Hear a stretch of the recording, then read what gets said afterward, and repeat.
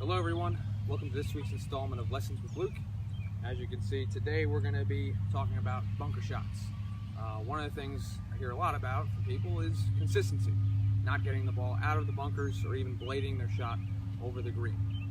So today we're going to talk a little bit about the fundamentals when it comes to setup, as well as a great drill to help you work on getting the ball airborne and out of the bunker onto the green so you have your putt for birdie or for par, whatever you're trying to do. Okay? So, fundamentals here. In the bunker, we want to be, when it comes to stance, we want to dig into the sand a little bit, try and get a feel of what type of sand it is. Is it very fluffy? Is it wet? How is the club going to react when we hit it? Okay? Once we dig in, we want to make sure we choke down a little bit. And for the most part, our club face is going to be open. Not always all the way open, but we're never going to have it shut or square. Unless we're dealing with a plug lie, we can get to that at another time. Okay? When we're in the bunker, okay, we want to make sure that we're keeping weight forwards about 65 to 70%. And we want to make sure it stays there the entire time. Okay?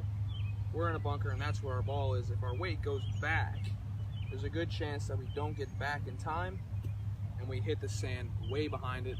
That ball's not going anywhere. Okay? When we keep the weight forwards and we keep it here the entire time, there's a much better chance for us to strike down on that ball and get it airborne the way we should. Okay? So when it comes to weight, always on the front and it maintains in that spot the entire time. Cool. Now, we got a normal bunker shot here, slightly down the hill. We're going to talk about how we hit this ball, how we want to approach hitting it to make sure we get it out of the bunker. Okay? So I'm going to draw a couple lines here. I got one line going this way, so that your x-axis, the graph, and you've got your y-axis here. Okay? When we're trying to get this ball airborne, okay, we never want to swing from inside to out. That's a shallower angle of attack. And there's a good chance we're going to hit the sand or hit the ball, and it's not going to come out anywhere close to where we would want it to go. Okay? When it comes to sand shots, we want to swing more out and then in or across ourselves. Okay? That's going to promote a steeper angle of attack. With an open club face, should promote some spin. Make sure that ball gets up and out of the bunker. Okay? Where do we want to strike the sand? Well, we draw a line about an inch or two behind the ball here. Really, we want to hit in front. We want to take most of the sand out of this first quadrant. There's going to be a little bit out of this third quadrant here. We got 1, 2, 3, and 4. A little bit back in here, but most of the sand will come out towards this first quadrant. Okay? When we set up to this bunker shot, if we're trying to swing more out and in or across ourselves, we want to align ourselves to be able to do that. We don't want to set up close and try and swing this way. That would be uncomfortable. It really wouldn't work that well. We want to make sure our stance is open so that we can easily take that line on the shot. Okay? We're going to set up like we said, ball slightly towards the front of the stance. We know now that the weight should stay forwards at setup and should remain there. Okay? My rehearsal swing, you'll notice I'm swinging out. The club works away or out from my face, and it's going to work across and down through that first quadrant, promoting that steep angle of attack. Okay? Face is open.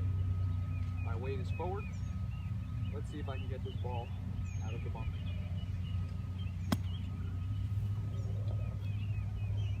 Got it out. It releases down towards the flag. I've got about 5 feet left for par. I struck some of the sand in the third quadrant, but most of that sand came out of that first quadrant. It's an easy way to judge how you're hitting the sand, and you can easily see when we do it that way, the ball goes out where we want it to. Right? When it comes to the type of bunker shot, the length of bunker shot, you can change your wedge. I used a 54-degree wedge here. With a shorter bunker shot, I may have taken out my 58 or 68 degree or 60-degree wedge. If you have any questions about this drill, please come find me in the golf shop. It's definitely one that you may need a little bit more explanation to. And if you have any questions about the type of wedge you should use in a bunker, we can help you out with that as well. I hope this drill helps. It definitely should if you work on it. More balls on the green, more chances of that par putt instead of trying to make a bogey or salvage a bogey. Thanks for watching. I hope this drill helps. Look forward to seeing you guys next time.